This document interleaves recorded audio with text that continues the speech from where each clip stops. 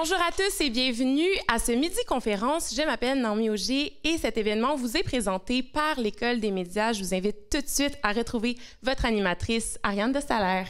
Merci, Naomi. Alors, aujourd'hui, nous aborderons comme thématique l'écriture en télévision, le processus aussi de création et la responsabilité sociale de nos auteurs avec nos deux artistes invités du jour. Mais sans plus tarder, je vous les présente. D'abord, Michel Duchesne, œuvrant dans le domaine culturel depuis plus de 20 ans, qui a changé des vies grâce à la force de ses mots et grâce à sa plume. Enseignant, réalisateur, scénariste et homme politique à ses heures, il remporte les grands honneurs pour son roman L'écrivain public, qui a fait l'objet d'une série web du même nom.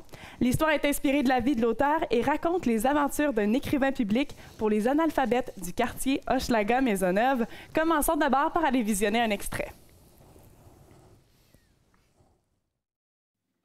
Qu'est-ce que vous connaissez de la pauvreté? Ben, pas grand-chose. Service d'écrivain public, j'écris pour vous gratuitement. Puis il y a eu un dégât d'eau dans le loyer d'en haut, là. C'était censé être réparé bientôt, mais là, ça fait 2 ans que c'est patché avec des sacs de poubelle. Tout vous est pas dû! T'es une petite face de terroriste! Pardon? Je suis venu demander de l'aide, mais pas la morale! Donne-toi un break, là. T'es bon. Tu changeras pas le monde avec des mots. C'est jamais? Vous pouvez m'aider? Absolument, oui. Attiré. Chance, t'es là, hein? On en réchappait quelques-uns chaque année, mais là, ça a l'air que c'est pas assez. Moi, je dis qu'on va s'arranger. Comment? J'ai un bon feeling.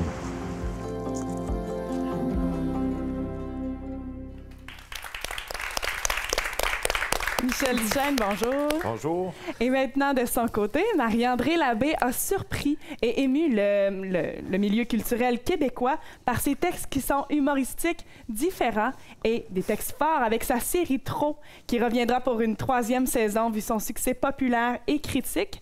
Passionné de la télévision depuis son plus jeune âge, c'est maintenant à son tour de divertir le public québécois.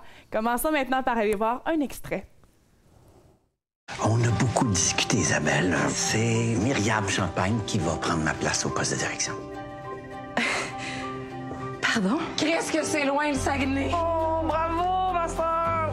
T'es-tu rendu avec un grand bureau? Compte-moi tout. Le CA m'a pas choisi. Hein? Là, il faut juste qu'on trouve un moyen de tasser l'autre. Hein? Puis toi puis moi, on va faire tout un team. Ça va être malade! Anaïs, t'as-tu pris de la coke? C'est elle, la biche. Madame Champagne. Je pense qu'on peut commencer. Fiez-vous sur moi, je n'ai fait plein de lancements. Elle en a tellement fait, elle pourrait quasiment être directrice. De quoi tu veux qu'on parle?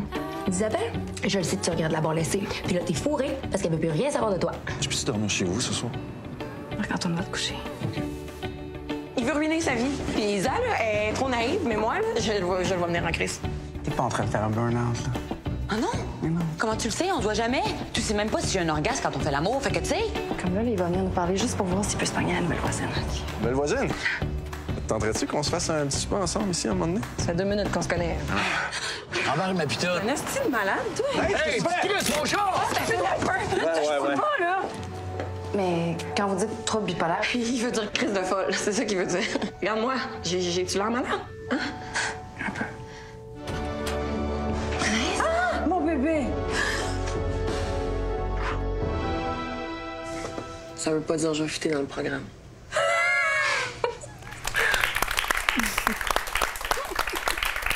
C'était 2 extraits très émouvants. Merci à vous deux. Et là, maintenant, plongeons dans le sujet.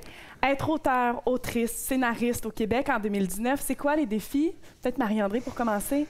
Les défis, Oui, il tu va en veux dire avoir. pour se rendre ou pour le faire? Pour le faire en ce moment. En ce moment, les défis, c'est de passer beaucoup de temps seul à la maison, à se concentrer sur un projet qui peut durer plusieurs années. Dans le cas de Trop, moi, ça fait...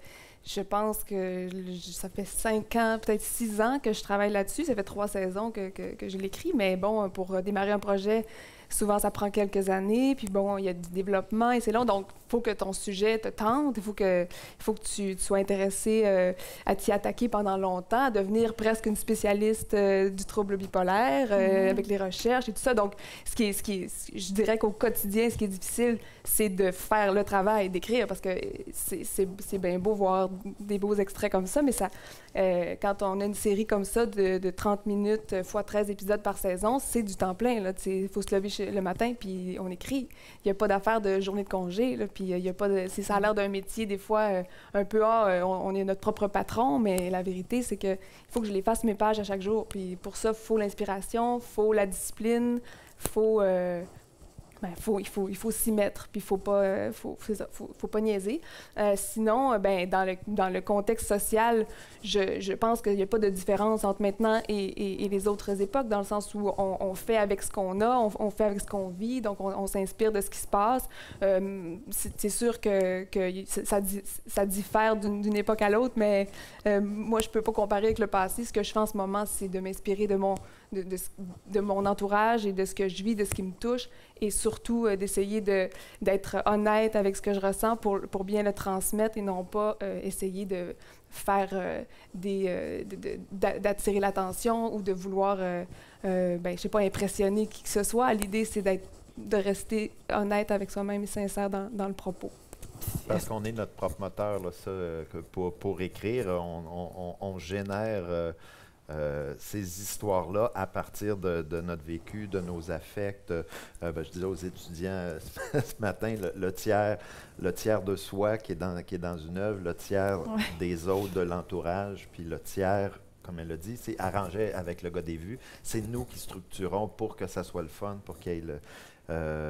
mais la grande difficulté, supposons, en ce moment, par rapport à il y a quelques années, je pense, c'est sûr que ça, c'est plus technique, là, mais les budgets fondent, c'est plus difficile. Il y a beaucoup de contraintes de personnages, moins de décors possibles. Il y a moins de budget attribué à vous.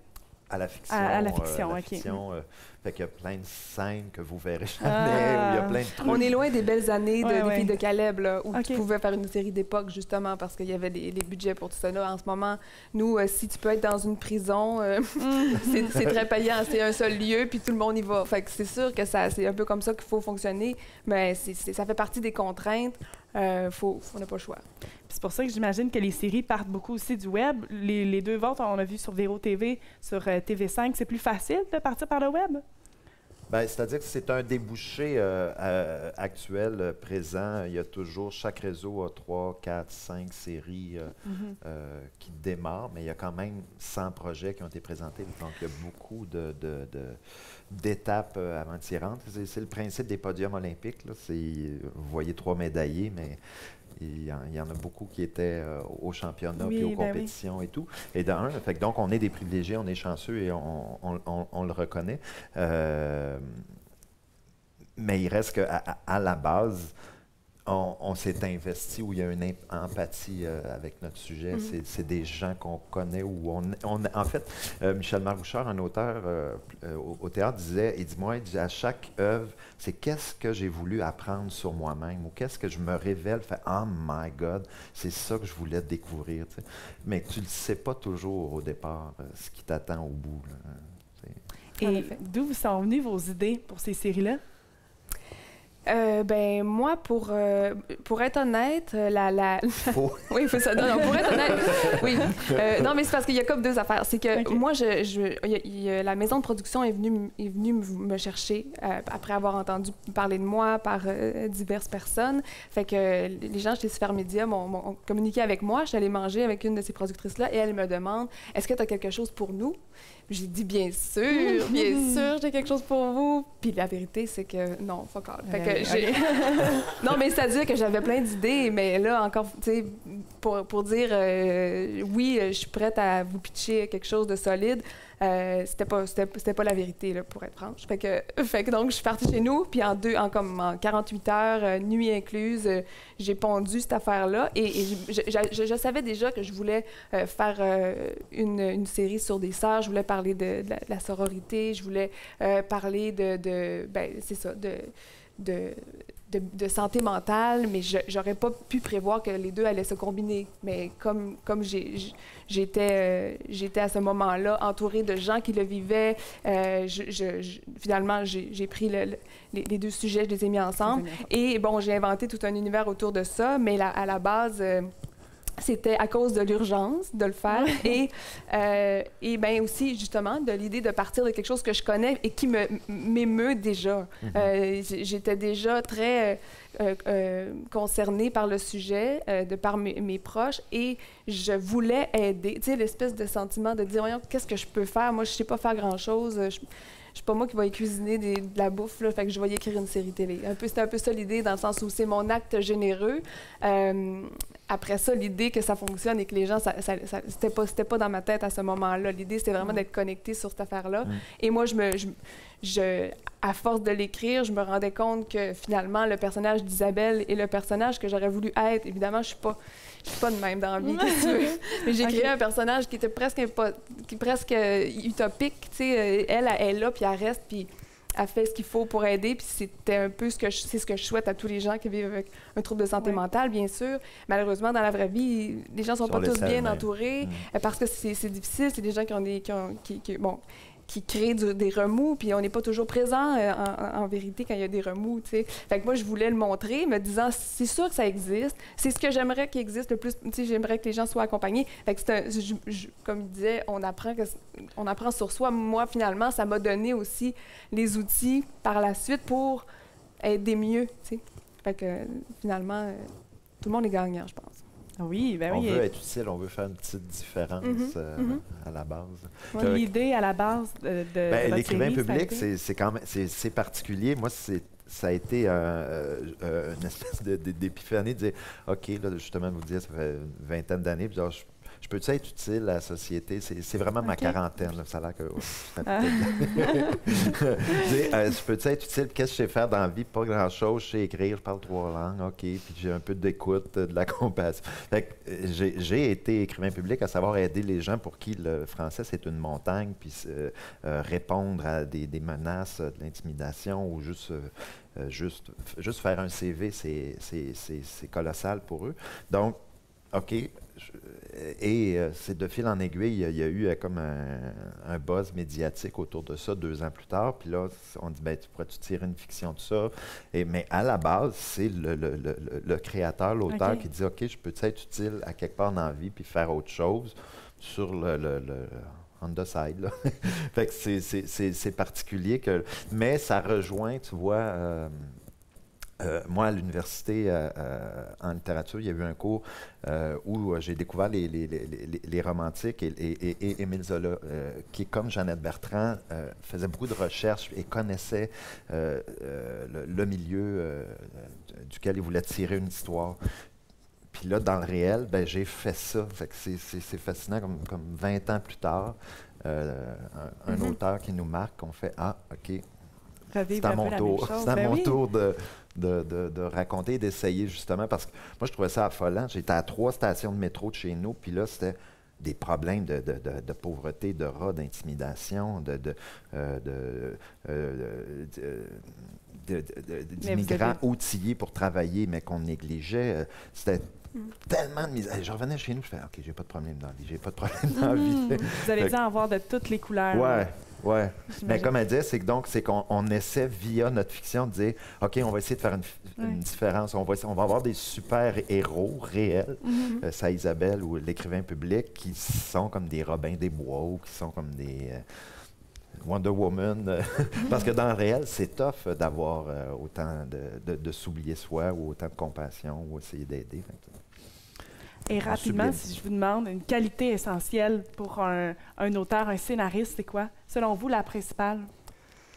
Je dirais l'écoute, savoir écouter les discussions dans les cafés, des tables à côté, c'est très utile. Non, mais tu sais, il faut prendre le pouls, il faut avoir la générosité d'écouter puis de voler des affaires, c'est bien sûr, mais je dirais ça. L'écoute puis la discipline, c'est pas mal... La discipline est importante. Il y a le On la côté néglige, marathonien, on le néglige. Là. Il y a un côté, il faut que tu te lèves, il faut que tu t'écrives tes X pages par jour, il faut que tu structures. Mais moi, j'ai fait mes sciences peu, fait qu'il y a un côté, j'adore faire des petits tableaux, puis faire préparer mes affaires, puis de visualiser avant. Fait qu'il y a cet équilibre-là entre l'inspiration et l'équivalent des plans d'architecte. Avant de construire ta maison, il faut que tu aies tes plans. Moi, j'adore cette période-là de recherche, de structurer, de développer tes trucs.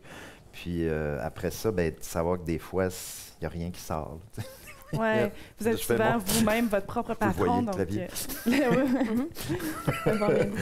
donc, la discipline, c'est bon. C'est bon. Et de ton côté, Naomi, est-ce que tu as des questions du public? Oui, en fait, j'aimerais savoir, vous êtes 2 auteurs qui ont connu quand même la notoriété, vous avez connu du succès avec vos projets. Est-ce que c'est venu changer quelque chose dans votre écriture?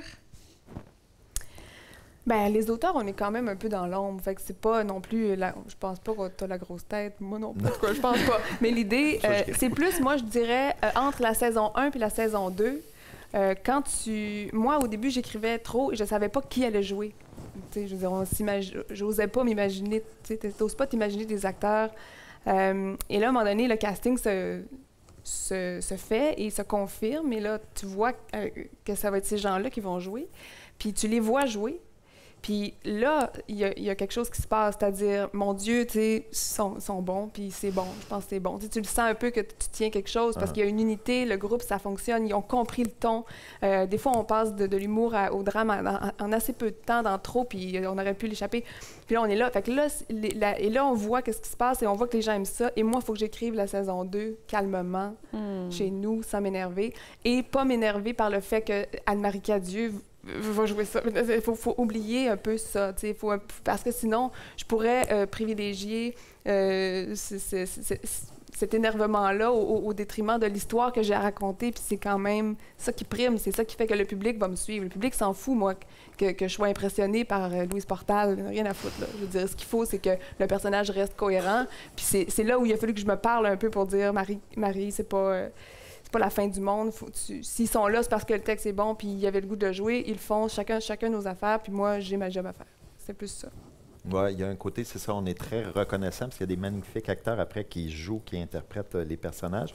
Mais il y a, de mon côté, c'était basé aussi sur un roman, donc il y avait beaucoup de stock qui restait à raconter. Puis c'est la difficulté de choisir parce que, bon, elle a eu 13 épisodes, on en a fait 5 la 2e saison. Et là, qu'est-ce que tu choisis? Qu'est-ce que tu racontes? Comment tu peux arriver à boucler? Fait que c'est des choix, des fois, parfois difficiles, puis...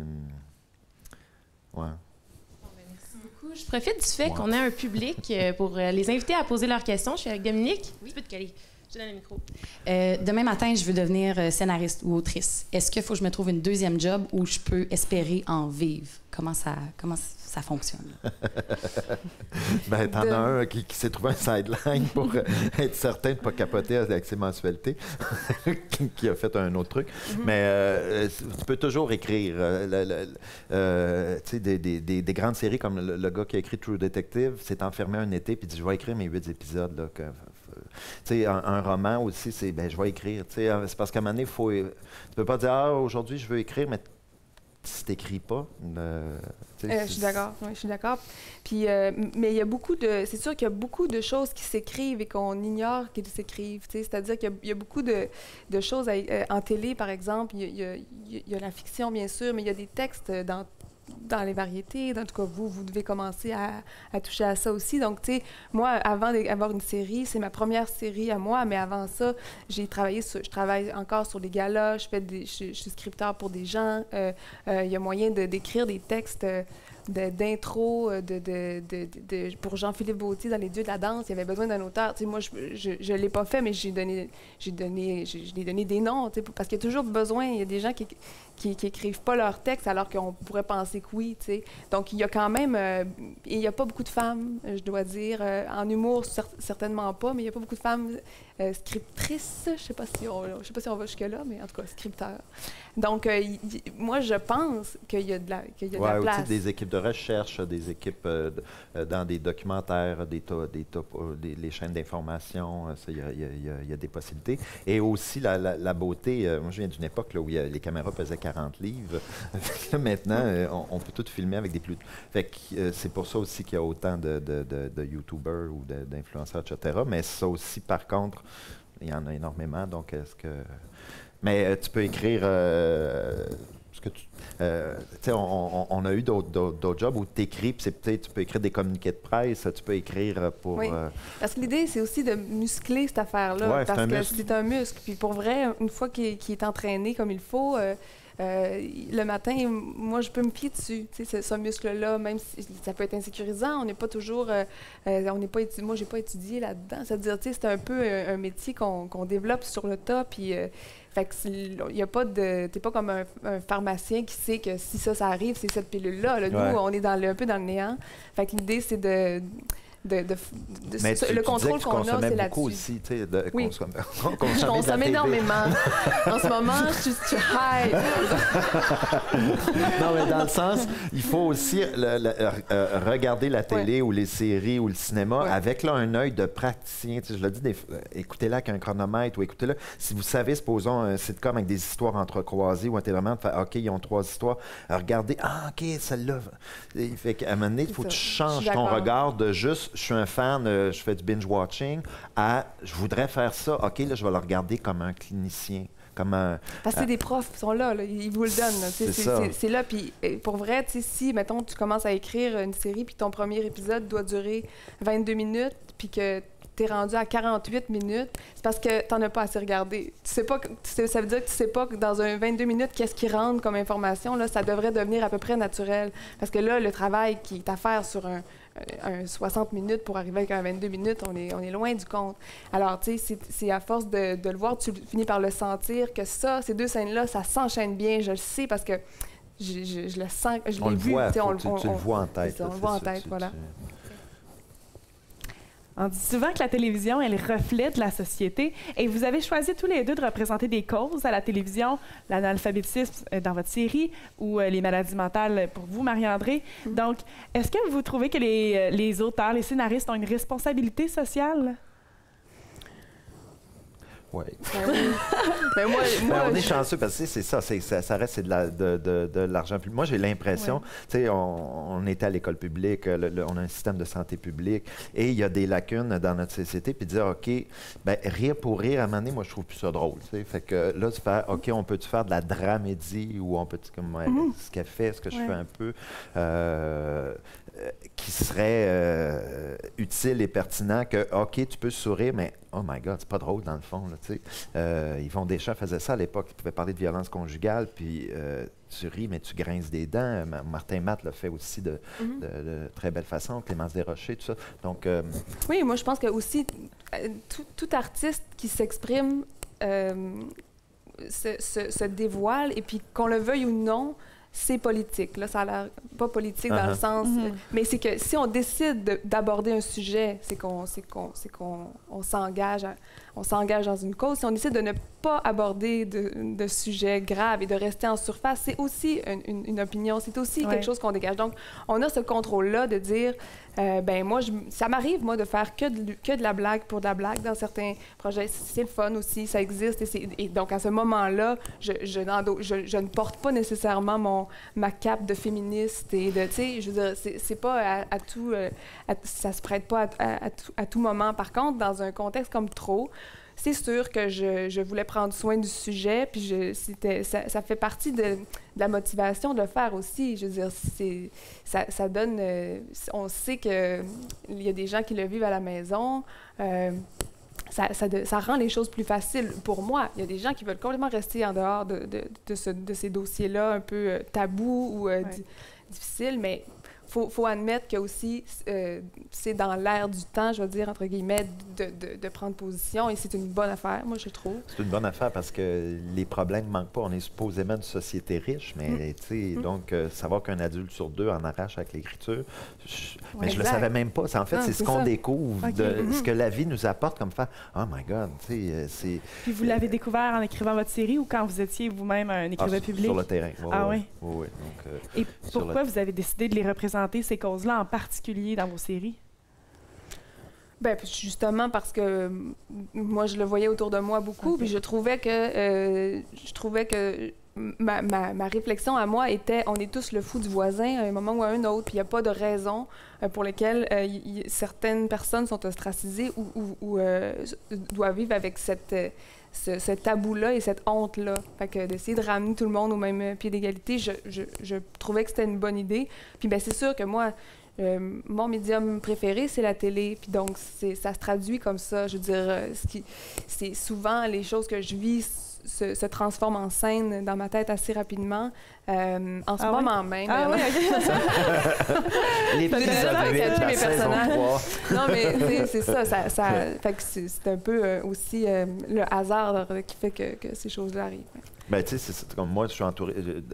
Il y a plein de gens autour de moi, des neveux, nièces ou des enfants de proches, qui ont eu énormément de problèmes à l'école, soit à finir leur secondaire 5, et parce qu'il y a des fameuses listes d'attente pour avoir... Tu sais, on était dans un contexte, je pense qu'on en sort un peu, d'austérité à tout prix. On a coupé dans les services aux jeunes, coupé dans les services aux écoles, coupé... Et là, sur le terrain, je les voyais, c'est comme si tout à coup, tu t'aperçois qu'il y a des zombies dans la société, du monde surmédicamenté, du monde pas armé pour faire face au marché du travail, des gens qu'on ignore, tu sais, l'itinérant. Donc, ce qu'on voit, mais qu'on décide de ne pas voir parce qu'on a des écouteurs dans le métro, parce qu'on voit des films de super-héros, tout est beau. Là, quand la réalité, elle te frappe, après ça, il y a un côté qu'il n'y a pas de retour en arrière possible. Faire, OK, je ne suis plus... je peux plus être innocent, je peux plus juste... Mais là, c'est de dire... Là, après ça, ça va être le dosage. Là, ça va être parce que moi, un show qui est juste comme un show pancarte où je viens vous parler... Je trouve ça un peu indigeste. Là. Il faut enrober le message un peu. Ça prend une sauce, c'est sûr. Mais aussi, l'idée, je pense pas que dans ton cas non plus, l'idée, c'est pas de faire de la morale ou de passer un message. C'est pour ça que souvent, il y a des personnages aussi qui sont là pour équilibrer, puis pour être pas d'accord, puis pour... Un comic relief, le sidekick. Et est-ce que c'est la cause qui est venue avant le projet? Est-ce que vous vouliez à la base parler de ça dans votre série ou c'est en l'écrivant que c'est venu naturellement? Ben moi, c'est comme je disais, l'urgence de sortir un show-là. Viennent des niaises, puis tout. Fait que c'est pas mal venu en même temps, mais c'est ça. C'est fou parce que la vie, des fois, il y a des portes qui s'ouvrent, tu n'avais pas prévu qu'elle s'ouvre, tu te dis, OK, je la prends-tu, je la prends pas. Ou, ça étant l'écrivain public, est parti d'une nécessité ou d'un désir d'être utile. Puis là, c'est OK, ça te ramène la fiction. Il y avait un côté aussi, moi, j'avais écrit aussi pour le théâtre, puis j'écrivais des trucs sur ma famille, sur mon enfance en banlieue, la famille à Charlevoix, etc. Puis là, tu fais, ben OK, là, si je veux parler de moi, là, maintenant, là, si je veux parler de Montréal, de ce que... Et c'est ce projet-là qui est apparu, mais parce que je l'ai en partie provoqué, parce que je l'ai vécu. Mais tu sais, ça aussi, c'est un hasard. Écoute, c'était une journaliste à la presse qui, elle, faisait une enquête sur le terrain sur l'intoxication, sur les pilules, qui voyait mes affiches d'écrivains publics réels dans toutes les cliniques où elle allait, qui a décidé de faire un article là-dessus, puis c'est ça qui a fait boule de neige. Comment savoir? Ça prend pas grand-chose parfois. Puis tantôt, on parlait que dans la vie, vous avez des situations, vous pensez à des situations, vous les écrivez par la suite. Est-ce que c'est compliqué d'être dans la tête d'un scénariste? Non, mais moi, c'est pas compliqué. Là. Je veux dire, je vis dans la mienne, fait que je m'arrange avec. Mais je dirais que c'est vrai qu'il faut un peu prévoir que ça nous lâche jamais. Moi, je pense que les meilleures idées me viennent, ou quand les choses se cristallisent pour dire ça va fonctionner, c'est souvent en courant Quand je fais de la cour, quand je m'entraîne ou quand je suis dans la douche ou dans des moments où tu t'y attends pas, parce que c'est pas vrai que j'arrive devant ma page avec aucune idée de où est-ce que je m'en vais. Souvent, c'est dans la journée d'avant, dans les moments où je suis pas supposée être en train de travailler, que là, la journée d'après se précise, puis finalement, ça m'arrive pas vraiment d'avoir la page blanche parce que j'ai pas le temps, mais parce qu'aussi, je sais que la veille, il faut que je prépare dans ma tête la journée d'ensuite, fait que ça s'enchaîne un peu comme ça. Et ça fait en sorte que ça m'arrive, mettons, d'accepter une invitation pour m'inspirer, mettons. Ah oui? Ben oui, dans le sens où... Moi, je suis pas quelqu'un qui... Tu sais, mettons que j'ai une fête de famille avec les cousins de mon père. Ça m'intéresse pas, là, en théorie, là. Mais si, mettons, pour faire plaisir à mon père, je dis oui, mais je sais que ça va être payant pour moi, parce que je sais que je vais jaser avec des madames, je vais jaser avec du monde qui vivent des choses à Sorel, que je connais pas, puis bon, fait que ça... Non, mais tu sais... Non, mais tu sais, la famille de Sorel... Non, mais c'est vrai, c'est mon père, sa famille est de là. Fait que là, je vais là, puis finalement, je me dis, une situation qui me tentait pas finit par être payante, pas parce que c'est payant à la TV, mais parce que c'est payant dramatiquement des fois de rencontrer des gens que tu côtoierais pas d'habitude. C'est le fameux autre tiers qui n'est pas nous, tu sais, le premier tiers de l'écriture. Le fameux autre tiers, bien, il faut être à l'écoute, il faut les entendre, il faut voir ce qui se passe. Puis nous, on le sait, là, on sait qu'on a notre sidekick comique, là, ou celui à qui arrive tout. Puis là, dans notre vraie vie ou dans l'entourage, OK, il y a quelqu'un qui arrive toujours tous ces malheurs. Fait que c'est sûr, OK, on peut le prendre et dire, mon Dieu, si je pouvais donner ça au personnage.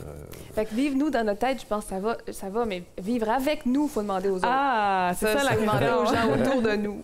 C'est plus ça. Puis est-ce que c'est la même chose pour vous? Le syndrome de la page blanche arrive plus parce que c'est dans l'urgence d'écrire? Ah non, c'est jamais arrivé, là, je vais dire. J'ai des filières de trucs que j'aime. Moi, c'est ma tristesse. Je sais que je vais mourir puis j'aurais pas eu le temps de raconter toutes les histoires que je voulais raconter. Là, mais je suis pas distrait. Il y a des choses bien plus tristes dans la vie. Non, mais dans le sens, OK, j'aurais aimé ci, j'aurais aimé ça, puis je reviens encore à La Porte qui rouvre. C'est la série web qui a fait qu'on a pu faire l'écrivain public. J'avais fait du variété, comme elle disait aussi, où là, c'était des courts formats, c'était des courtes fictions comiques, dans des galas, dans des émissions de variété. C'est un marathon aussi, écrire. Hein. C'est du long terme. Elle parle du jogging, mais aussi, tu peux être aussi au cinéma puis au théâtre, puis tu es en train d'écrire quelque chose, puis là, ton cerveau part, laissez-le partir. Là, il part, puis il fait « Oh my God, il y a quelque chose. » Là, ping! Moi, j'ai toujours un petit crayon, là, où là, maintenant, on peut l'écrire au téléphone, là, mais des billets de théâtre là, où j'avais juste ne pas oublier, là, telle scène, là, parce que je sais que le lendemain ou le surlendemain, des fois, je dis, c'est que écrire, c'est faire un casse-tête, puis il y a des morceaux de casse-tête que tu n'as pas encore. Tu cherches le petit coin de l'œil de l'oiseau, le petit coin de la muraille. Là. Tu ne l'as pas vu dans le gros tas. Puis là, tout à coup, c'est ce petit morceau-là qui te manquait, qui fait la saveur. Absolument. Ouais. Parce qu'on entend ça souvent, le manque d'inspiration chez nous quand on doit écrire, les étudiants. Puis alors, c'est vraiment de s'inspirer au final de ce qui nous entoure, entre autres. Oui, parce que faut rester dans l'action. Si on n'est pas, si on se place pas, si on se met pas dans la position pour recevoir des choses puis être heurté puis de belle façon ou de mauvaise façon, mais c'est sûr qu'on est un peu on est des catalyseurs, limité. On est vraiment en soi, en tout cas, pas être mystique là, mais souvent les réponses sont proches. Ouais. Alors, s'inspirer de ce qui nous entoure. On va aller voir maintenant si dans notre public, on a des questions pour vous. Eh oui, on en a. On a deux. Je suis vraiment bien entourée en ce moment. Louis-Philippe? Oui, ben moi, dans le fond, je me demandais, est-ce que tous les personnages que vous écrivez vous habitent comme en dedans, puis ça vient vous chercher vraiment avec vous, puis vous suivent dans votre quotidien, ou il y en a que vous aimez plus que d'autres, puis... Ben, ça pourrait être surprenant. Il y a un petit côté que on a beaucoup de monde en tête, etc. Mais c'est des parts de toi, tu sais. Je dis souvent, mon enfance, vilain petit canard, ben, le personnage qui est joué par Sandrine Bisson, Jojo, ben, c'est l'exclu du groupe, puis je peux, je peux me référer à ça. Et j'ai écrit un roman qui s'appelle La Costa des Sols, où tout le monde dit « Ah, elle est tellement chiante, Hélène, elle est tellement chiante, elle gère, elle contrôle, elle juge beaucoup. » Je fais, mais c'est moi qui le dis pas à voix haute, mais là, j'ai un personnage qui va le dire à voix haute, et franchement, puis qui va dire, ça a du bon sens. Fait que c'est à la fois tes parts, tu sais, Dr. Jekyll et Monsieur Hyde, c'est tes parts sombres, puis c'est tes parts lumineuses, et c'est un meilleur toi-même, parce qu'on n'est pas si intéressant dans la vraie vie. Puis là, on a la chance d'avoir du monde meilleur que nous, et des comédiens meilleurs que nous pour jouer nos vies. Oui, une part de nos vies. Oui, je suis tout à fait d'accord. Moi, des fois, parce que je passe beaucoup de temps avec eux, hein, c'est ça, là. Fait que des fois, je vois personne sauf eux dans une journée. Puis, bon, personne, entre guillemets, mais c'est que à un moment donné, ils finissent par un peu te dire où est-ce qu'ils veulent aller. T'sais. Ça, mettons, moi, des fois, souvent, en fait, je fais une courbe de la saison, puis le personnage, il veut pas y aller pour une raison que tu ignores, dans le sens où l'inspiration pour cette trame-là, on dirait que le personnage veut dire « Non, non, moi, ce qui est supposé m'arriver, c'est plus ça. » Fait que là, ça devient bien ésotérique, puis bien... mais moi, j'écoute ça. Je suis très, très fidèle à ma gang. Je me dis « Bon, mais c'est pas pour rien si c'est vers là qu'on... » Donc, ça m'arrive de bifurquer de ma courbe pour écouter le personnage qui n'existe pas. Fait que maintenant, c'est ça. Ça faudrait me psychanalyser, mais... Marc-Antoine? Bien, moi, j'aimerais savoir, dans vos projets respectifs, il y a eu combien de versions entre votre première version et la version finale, celle-là qu'on a pu voir à la télé? Toi, tu disais 3-4 ans avant que... Bien, c'est-à-dire que la première saison, c'est écrite sur 2 ans. C'est ça, c'est écrite sur 2 ans, puis elle a été diffusée l'année d'après, donc sur 3 ans en tout. Puis les versions, c'est pas tant les versions, parce que c'était plus... ils commandent, mettons, Radio-Canada commande 3 épisodes, je les livre, et après ça, ils les lisent. Mais comme on n'est pas en priorité, parce qu'il faut qu'ils lisent Unité 9 avant, là, mettons, parce que nous, on n'est pas en ondes, là, donc il n'y a pas de pression. Donc, c'est nous. Donc, c'est long. Ça peut être long avant qu'ils répondent et qu'ils fassent « Oui, on veut continuer », donc on commande 3 autres textes. C'est pour ça que ça prend du temps. Mais je dirais que ça... c'est pas si pire, c'est pas si différent.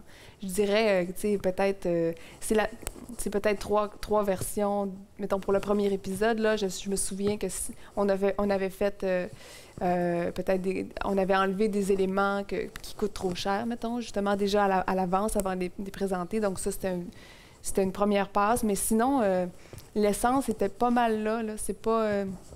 C'est pas si loin. Oui, c'est ça, c'est pas si loin. On nettoie, on précise. Moi, dans l'écrivain public, ça a été un roman puis que j'avais structuré.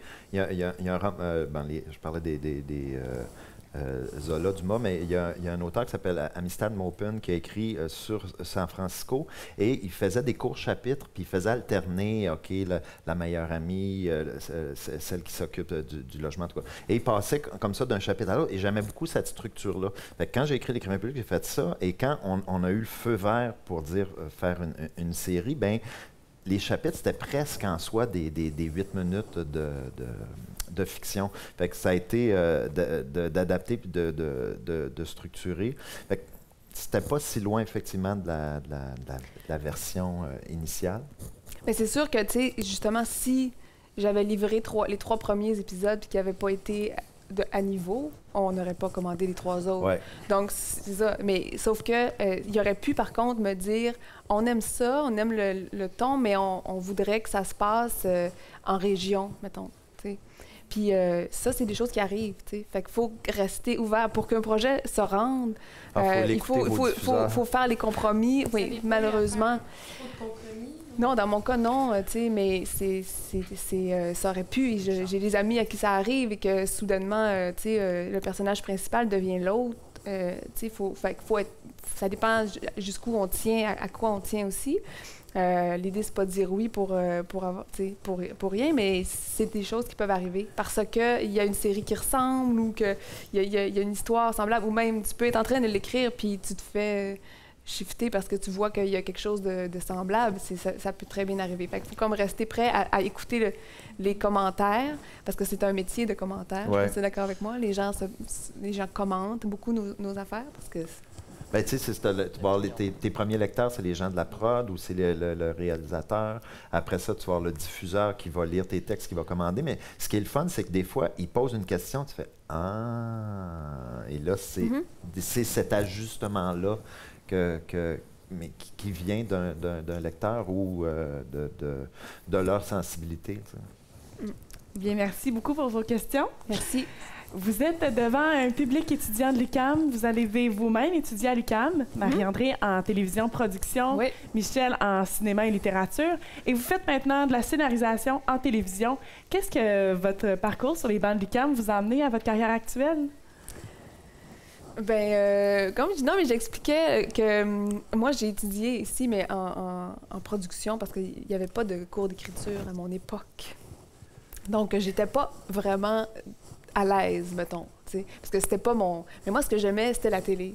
Puis je suis une fan de télé finie.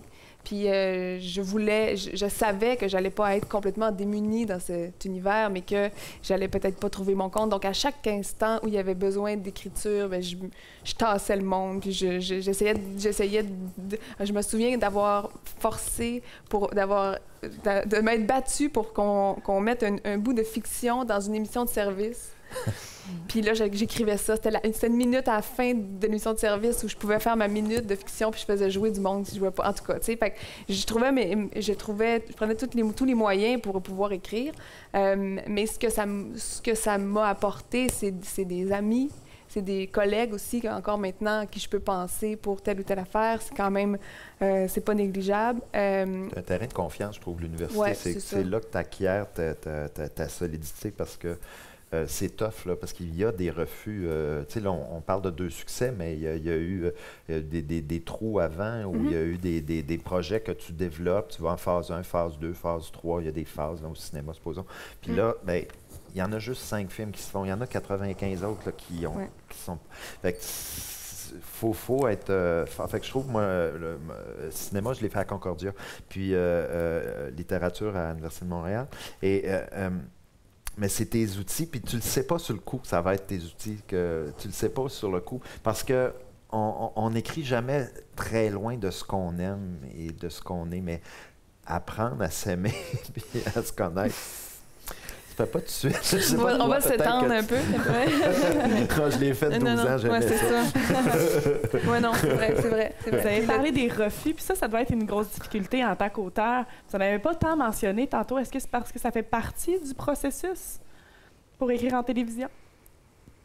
Ah, c'est sûr, ça fait partie du processus. Mais, tu sais, là, je veux toucher du bois, là, quelque part, là, mais ça va bien, là, mes affaires. Fait que, tu sais, je dis dans le sens où les refus, c'est des fois des batailles que en ce moment, ça fait, comme je disais, ça fait 5 ans quand même que je suis à temps plein, là, sur la série. Fait que, puis je développe autre chose en même temps, fait que, tu sais, ça s'enchaîne, puis les gens sont réceptifs, puis on m'écoute bien, puis je sais, fait que, mais c'est des batailles. Oui, c'est ça. Faut livrer. Faut livrer. Fait que les refus, c'est plus, ben non, tu pourras pas avoir, elle pourra pas, moi, je peux pas avoir de voiture qui roule dans trop, tu sais.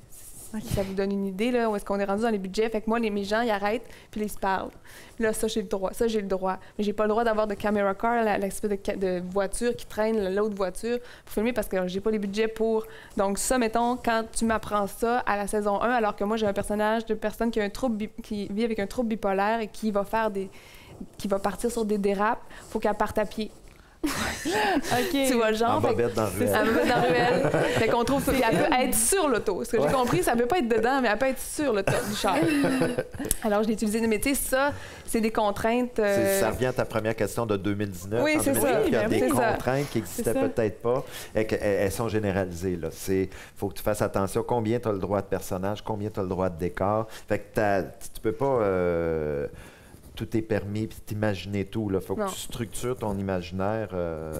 Puis il faut que tu sois prêt à le changer sur un 10 scènes aussi. Ouais. Parce que ça, c'est, je pense, en tout cas, que ceux qui s'en sortent le mieux, c'est ceux qui sont pas trop rigides, qui sont capables d'avoir une imagination pour se revirer de bord puis proposer autre chose qui va ressembler. Il va y avoir des choix aussi au niveau de la direction artistique, au niveau de la possibilité. Comme l'écrivain public, eux, leur énoncé, mes producteurs, c'est-à-dire, nous, ils vont être plusieurs à l'écran. Ils vont être 5, 6 personnages, alors que les séries web, souvent, à l'époque, c'était des trucs à 2, des trucs à 3 peut-être. Puis là, on les met à l'écran. Mais ça voulait dire aussi, on n'a pas les moyens de payer des figurants. On n'a pas les moyens d'aller justement en voiture ou etc. Mais on veut de l'humain, c'est une série humaine. Mais comme auteur, il faut que tu sois ouvert et souple. Oui, pour pas te faire tirer à plug. C'est difficile ou motivant, ces contraintes-là? Même pas le droit de penser que c'est pas utile, parce que sinon, c'est impossible d'être heureux là-dedans. Parce que c'est la vérité, c'est toujours ça. C'est des compromis tout le temps. On les a pas, là, les millions de Crown, puis quand débarque avec un vieil avion de 1945, puis qu'ils sont 10 000 Zoulous qui l'attendent. On l'a pas. Je sais pas, je fais dans une scène où je fais « Oh my God », à chaque fois, nous, on ting, t'as l'argent qui passe. « My God », on les a pas. Le plus possible, on apprend tôt à se débrouiller avec peu, là, c'est ça, ça va être ça aussi le nerf de la guerre pour l'avenir, je vous le dis, là, c'est vraiment l'affaire. Parce que si tu arrives avec un projet que tu n'as jamais écrit, dont tu n'as rien écrit avant, tu soumets ça à un producteur, puis que ça se passe dans 8 lieux, puis qu'il y a, je sais pas moi, qu'est-ce qui coûte cher, mais il y a des... Ah oui, mettons, il y a un feu, ça commence avec un feu, il y a une maison qui prend feu.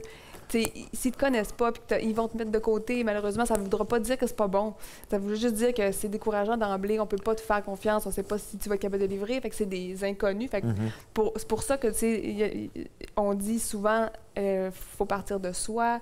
Ça a l'air plate un peu de dire ça, mais c'est que quand tu parles de toi, t'es pas en train d'inventer un extraterrestre, t'sais. À moins que tu aies une vie weird, mais normalement, tu t'en tiens puis tu es sur tes émotions. Fait que ça, les émotions, à la télé, c'est payant et ça coûte pas cher. Fait que donc, si on se base là-dessus. Mais après ça, il y a moyen d'avoir de l'imagination, puis de l'originalité, puis on peut s'en tirer aussi, mais je vous dis que, peut-être, pour avoir le plus de chances possible, faut penser si vous pensez à ça d'avance, vous avez déjà plus de chances. Puis quand je parlais du regard clinique, il y a une série que j'aime beaucoup, Master of Sex. Si tu le regardes, donc c'est dans les années 60, 70, c'est presque un téléthéâtre, à savoir, c'est, OK, on a une clinique, puis on a un corridor, et on parlait d'unité 9, on a les corridors, les cellules. Donc, on a cette récurrence-là de lieux, puis de dire, bon, OK, mais là, à cette heure, prends tes ingrédients puis mets des bonnes épices. T'sais. Mais c'est ces chaudrons-là que tu as. Tu n'as pas la batterie de cuisine au complet puis la petite râpeuse raffinée. C'est ça que tu as. Mais c'est intéressant, je trouve, la contrainte. Oui, c'est sûr. Ça limite c'est les sûr affaires, qu'on aime. Oui. Et ce que j'ai aimé, ce que tu as dit, de se battre, dire OK, je veux faire ma minute, mais il y a de ça aussi un peu maintenant. Il faut se battre pour dire OK, je veux faire de la fiction ou je veux écrire. Et on peut le tourner avec un téléphone, on peut tourner. Il y a des comédiens qui ne demandent que ça. Donc, on peut tourner des trucs, montrer des. Parce que c'est en le faisant, c'est en l'essayant. Robert Lepage disait, moi, ma pièce n'est pas finie tant que les comédiens ne sont pas là et tant que les spectateurs ne l'ont pas vu, parce qu'après ça, on va encore bouger.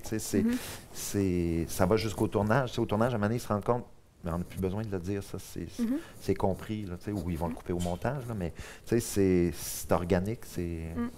Est-ce que vous pouvez quand même vous permettre d'en avoir des rêves d'auteur, des séries peut-être à plus gros budget, ou c'est mieux s'en tenir au petit budget de 2019? Tu parles d'un projet, moi j'en ai un. Okay. Mais on va attendre. Est-ce qu'il va y avoir des c'est historique, c'est musical à la base. C'est ça. C'est ça. Ouais. Mais il y a des projets de côté parfois musicaux. Puis on ne sait pas quand ils vont ressortir. Je vous parlais d'un roman que j'ai fait. Mais à la base, c'était une série. Puis là, on s'est fait dire, ça va coûter trop cher, envoyer des comédiens à l'étranger. Bon, là, on envoie des douchebags puis des choses à l'étranger. Ça ne coûte rien, on ne les paye pas. Mais fait que là, je fais, OK, je ne peux pas le faire en TV. Je vais le rebrasser puis je vais le faire en roman. Parce que je voulais l'écrire. Puis est-ce qu'il y a des gens dans votre parcours qui vous ont particulièrement inspiré? Oui. Oui. Moi, Tina Fey, c'est ça. C'est pas mal elle. Mais sinon, il y a des gens qui m'ont donné des chances ici. Puis ça, c'est comme... J'aurais pas... Je dis justement, là, les gens qui ont parlé en bien de moi à Sphère Média, c'est José Fortier, qui est un monument de comédie au Québec, qui travaillait sur La Petite Vie, qui de tous les succès comiques, finalement, qui, elle, on s'est mis à travailler ensemble. Puis elle a dit, elle m'a donné confiance. Je veux dire, quelqu'un comme elle qui dit moi je pense à quelque chose, puis c'est pas quelqu'un qui est avare non plus de compliments. Puis ça fait que tu fais OK, bon, mais si Josée, elle me fait confiance, je vais essayer de pas la décevoir. Puis quand elle va m'envoyer quelqu'un pour un dîner, je vais essayer de livrer, d'être à la hauteur, tout ça. Fait que c'est motivant de sentir que il y a François Havard aussi qui avait lu ce que j'avais fait, qui m'avait dit, tu sais, t'es bonne, tu sais, fait que c'est pas quand ça vient pas de tes parents là, c'est fun. Et ça donne un peu l'espèce de confiance de dire bon ben je pense que peut-être que je peux le faire. Puis ça a changé tout, tu sais, ça change tout. Moi, quand j'étais réalisateur à Radio-Canada aux Variétés, j'ai eu la chance de travailler un an et quelques avec Danny Laferrière. Puis il lisait mes trucs, puis c'était avant que les premières pièces soient montées, etc. Puis t'es un auteur, investis davantage ton énergie là-dessus. Et j'avais été chez lui à Miami, puis il y avait sur sa porte de bureau 10 titres, puis il cochait, puis la feuille était toute jaunie avec l'humidité, puis etc. Puis il dit ça, c'est mon autobiographie chronique en Amérique. Et il y avait tous ces titres, puis il était rendu au titre 4, je pense. Puis là, je fais OK, tu sais où tu t'en vas. Puis là, ça m'a ramené en littérature, là, ceux que... Tu sais, comme Zola, son postulat, c'est de dire OK, je vais prendre 2 familles, un qui va avoir des problèmes d'alcoolisme, de pauvreté, une famille plus riche, puis là, je vais faire qu'il y en a là-dedans qui vont se marier, qui vont se croire. Est-ce que c'est inné? Est-ce que t'acquiers ces tares-là, etc. Fait que, à la base, il y a un... puis ça, c'est un professeur qui m'avait envoyé. Fait qu'il y a des professeurs ou des collaborateurs qui nous donnent une petite poussée dans le dos des fois qui aide. Ouais. On va aller voir notre public. On est toujours là et bon, ça achève. Il reste une question. Corinne, veux-tu la poser? Oui. La fameuse question qu'on se pose tous souvent, c'est est-ce que vous avez déjà reçu un conseil de quelqu'un qui a changé votre parcours ou qui vous a aidé à mieux écrire, peut-être? Là, c'est à ton tour de commencer. Attends un peu, là, que je trouve, là. Mais tu sais, un conseil précis, c'est sûr que oui. Moi, il y a Evelyne Brochu qui m'a dit, qui joue dans la série, qui m'a dit un jour, au début du processus, quand on a commencé, elle m'a dit « Marie, good enough is better than best ». Puis, parce que moi, je suis très perfectionniste, puis je veux que les choses soient... Puis, à un moment donné, tu réalises que il y a tellement de gens, des artistes qui viennent apporter leur contribution à ce que tu fais, que entre la perfection de mon texte, mettons, et une coche en bas qui va faire en sorte que je vais garder ma santé mentale, mettons, il y a peu de...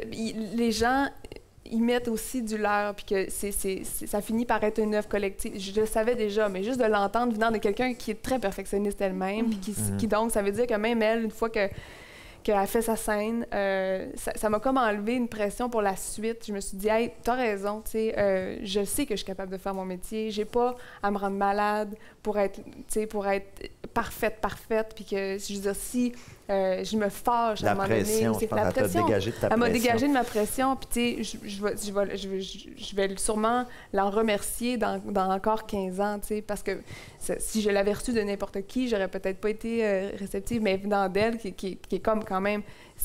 Evelyne, elle connaît la série mieux que moi, là, ça vous donne une idée, mais tu sais, c'est ça. Fait que j'ai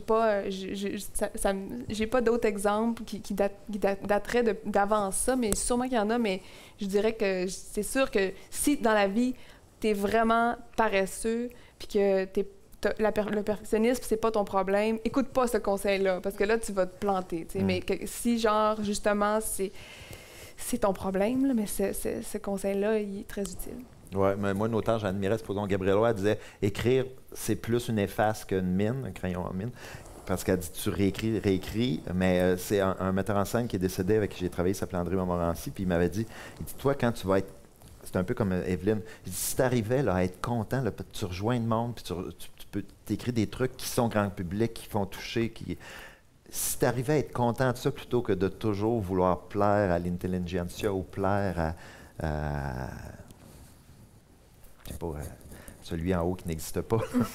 Mais tu sais, fait que ça revient à ça peut-être aussi, parce qu'on est des... être auteur, c'est on veut toujours être à la hauteur de ces espérances-là, etc. Fait qu'à un moment donné, ce lâcher-prise-là, peut-être, qui est important. Merci beaucoup, Corinne. Et je vais prendre le temps aussi de vous remercier tous les deux, Marie-André Labbé pour votre temps et Michel Duchesne aussi. Merci. C'était très, très pertinent de vous entendre parler aujourd'hui. Merci aussi beaucoup à notre présentatrice, Naomi. Oui, merci. Vous venez d'assister au Midi Conférence, un événement, je le rappelle, qui a été possible grâce à l'École des médias. Merci au public de s'être déplacé pendant son heure de lunch. Merci à l'équipe technique et bonne fin de journée. Merci.